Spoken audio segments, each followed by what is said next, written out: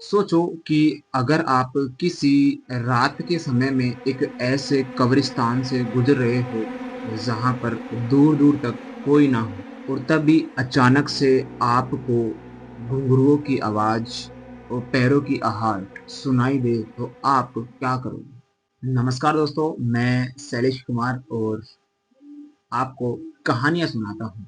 दोस्तों, आज की ये कहानी सचमुच उस शख्स के साथ घटी है जिसने जैसलमेर के पालीवाल कब्रिस्तान के अंदर रात गुजारी है। तो दोस्तों, कहानी में सब कुछ जानते हैं आगे बढ़ते हुए कि ये लड़का कौन था और जैसलमेर के उस कब्रिस्तान में यह रात को क्या कर रहा था। तो फिलहाल चैनल का इंट्रो, इसके बाद कहानी शुरू करते हैं।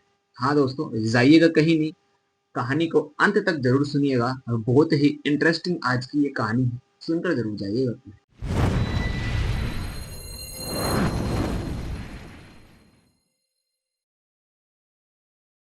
कहानी में तीन ऐसे दोस्त हैं जिसमें से दो दोस्तों की कोई गलती नहीं थी और एक जो था वह भूत प्रेतों की बातें सुनने मात्र से ही हंसता था, उनका मजाक उड़ाता था, जिसका नाम था अजय। दोस्तों, ये तीनों जो दोस्त है ये दिल्ली में रहते हैं और वहीं पर एक ही रूम में रह के कंपटीशन एग्जाम की तैयारी किया करते हैं। तो अभी कुछ ही समय पहले जून 2025 में इन्होंने जैसलमेर घूमने का प्लान बनाया।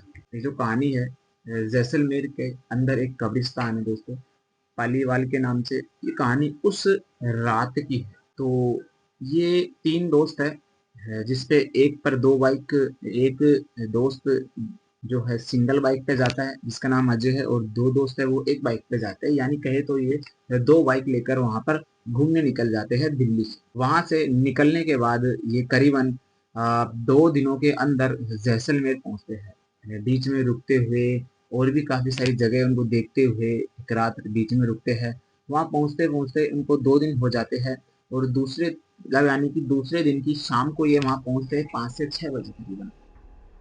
उस रात ये वहां पर खाना ना खा के रेस्ट करते हैं और सोचते हैं कि प्लानिंग बनाते हैं अपनी कि अगली सुबह मॉर्निंग से अपन इस जैसलमेर के अंदर जो जो भी चीजें घूमने की है वहां वहां घूमेंगे।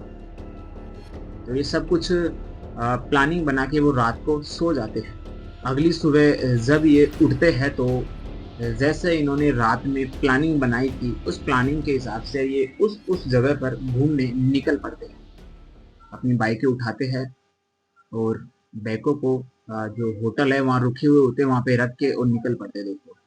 वहाँ पे दिन भर ये जैसलमेर की अच्छी जगहों पर घूमते हैं, थार की सैर करते हैं, रेगिस्तान के अंदर काफी ऐसी जगह है जहाँ पर घूमते हैं, विजिट करते हैं, अच्छी चीजें खाते हैं, नाश्ता करते हैं और एंजॉय करते हुए शाम को ये उसी रास्ते से वापस लौट रहे होते हैं। अभी ने किसी दोस्तों ने कहा कि उस जगह पर एक कब्रिस्तान है और एक कुलधरा नाम से एक गांव है कुलधरा, वहां पर भी दोस्तों घूमने की अच्छी जगह है। दोस्तों, रात के समय में वहां पर डांस होता है तो इसे देखने के लिए ये वहां पर निकल जाते हैं। उसी रास्ते में ये जो कुलधरा गांव है इसके पास में ही थोड़ा आगे बढ़ते ही एक पालीवल नाम से कब्रिस्तान है। तो कुलधरा गांव के जो वहाँ के बुजुर्ग है, लोग बाग है, जो विजिट करने आए थे लोग बाग, तो वो बताते हैं वहाँ के लोग बागों को भी कि अभी थोड़ा तैयारी होने में लगभग 10 बजे 11 बजे से यहाँ पे स्टार्ट होगा। रात में 11-12 बजे स्टार्ट होगा यहाँ पे डांस। तब तक वो सोचते हैं कि आसपास कोई ऐसी घूमने की जगह है तो वहाँ पे घूम जाते हैं। तभी दोस्तों एक बुजुर्ग से ये यहाँ पूछते हैं कि यहाँ पे आसपास कोई घूमने की जगह है। तो वो बताते हैं ऐसी तो यहाँ आसपास कोई जगह नहीं है, लेकिन खास कर उन्हें वो जो बुजुर्ग है उस गांव का वो एक चेतावनी देता है कि इस रास्ते में आगे मत जाना। यहाँ से करीबन 1.5 से 2 किलोमीटर दूर एक कब्रिस्तान है जिसमें रात के समय में आत्माएं भटकती हैं। लेकिन दोस्तों, जैसा मैंने आपको पहले ही कहानी में बताया था कि अजय नाम का जो लड़का था, जो दोस्त था, वो ऐसी बातों को सुनने मात्र से ही हंसता। लेकिन दोस्तों, वो कहाँ सुनने वाले, वो तीनों के तीनों अपनी बाइकें उठा के वहां से निकल पड़ते हैं। उस कब्रिस्तान की तरफ। दोस्तों रात के करीबन 10:30 से 11 बजे का समय था। वो कब्रिस्तान के गेट पर पहुंच जाते हैं, अपनी बाइकों को गेट के साइड में खड़ी करते हैं और अंदर उसमें प्रवेश करते हैं, अंदर कब्रिस्तान में जाते हैं। जैसे ही कब्रिस्तान के अंदर जाते हैं तो वहाँ पर सब कुछ सामान्य होता है। एक अजीब सी ठंडी लहर उन्हें महसूस होती है, हवाएं बंद होती है, लेकिन उस कब्रिस्तान के जो पेड़ है उनकी टहनियाँ अपने ही आप हिल रही थी। उन्होंने अपना टॉर्च निकाल कर इधर उधर देखा, तीनों दोस्तों ने। सब कुछ सामान्य था और वो वहां पर बैठ जाते हैं और थोड़ा ऐसे ही पार्टी आर्टी करने लगते हैं। यानी कि वहां पर वो बैठ जाते हैं और से बातचीत करना, एंजॉय करना, वहां पर एक साइड में बैठकर, पेड़ के नीचे बैठकर वो बातचीत करने लगते हैं। थके भी हुए होते, थोड़ा आराम भी करने लग जाते हैं।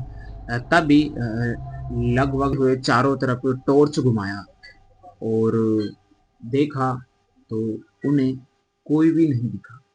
लेकिन दोस्तों सबसे डर की बात तो ये थी कि टॉर्च था, उजाले में कुछ नहीं दिख रहा था। तब महसूस हो रहा था कि जैसे उन तीनों के बीच में एक चौथा भी था, साथ खेल रहा हो। उन्हें दिख नहीं रहा था, उनके साथ खेल रहा हो, उन्हें कभी कंधे पे टच कर रहा हो, कभी उन्हें आ, सिर पर टच कर रहा हो, ऐसा उन्हें महसूस होने लगा। जो अजय था, जिस गाड़ी पर आया था, अजय के जो गाड़ी ऑटोमेटिक स्टार्ट होती है और उसके हेडलाइट जल जाती है और उस हेडलाइट के जो शीशा होता है फ्रंट वाला, उस पर कुछ इस तरीके से उंगलियों के निशान, परछाई उन्हें दिखने लगती है।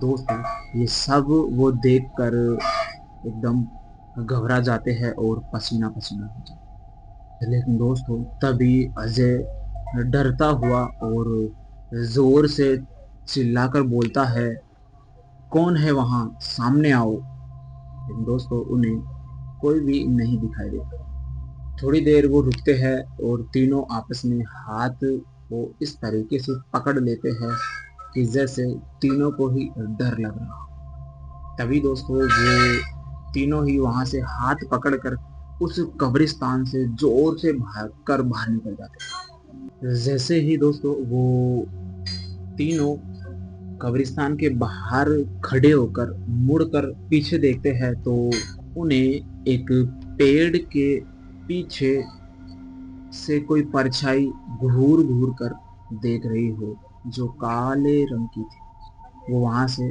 भाग जाते हैं, अपनी गाड़ियों को स्टार्ट करते हैं और वो भाग जाते हैं वहां से। जैसे ही वहां से डरते जल्दीबाजी करके वो जो पाली जो कुलधरा नाम का जो गांव था वहां पहुंचते हैं। वहां जाके ये सब घटना उन्हें बताते हैं तो वो पहले ही उस बुजुर्ग कहता है कि हमने तुम्हें पहले ही ये बात बता दी थी कि यहाँ पर नहीं जाना, वहाँ पे जाना सख्त मना है, लेकिन फिर भी तुम वहां पर क्यों गए हो।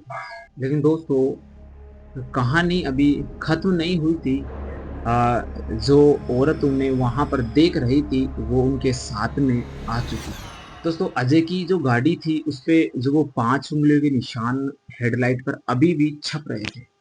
तभी उसमें से एक जो पंडित था वो बोलता है कि बेटा तू अंदर नहीं आएगा, अभी यहीं रुक, तेरे ऊपर किसी का साया मंडरा रहा है। वो जो दो दोस्त होते हैं वो तो उनको तो ठीक होते हैं, तो वो तो साइड में आ जाते हैं। तभी मंदिर जो पंडित होता है मंदिर के अंदर से जाता है और हनुमान जी के मंदिर से एक झोरा लेके आता है और उनका जो उतारा करता है।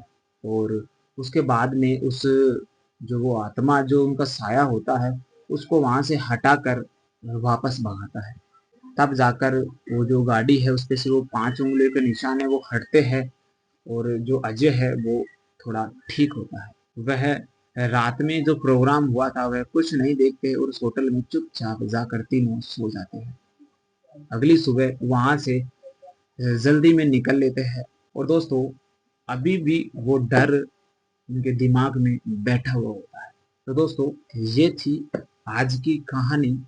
कैसी लगी आपको कमेंट में मुझे ज़रूर लिख के बताइएगा। और दोस्तों, वीडियो अच्छी लगे तो वीडियो को लाइक करना, आपके दोस्तों तक ज़रूर शेयर करना।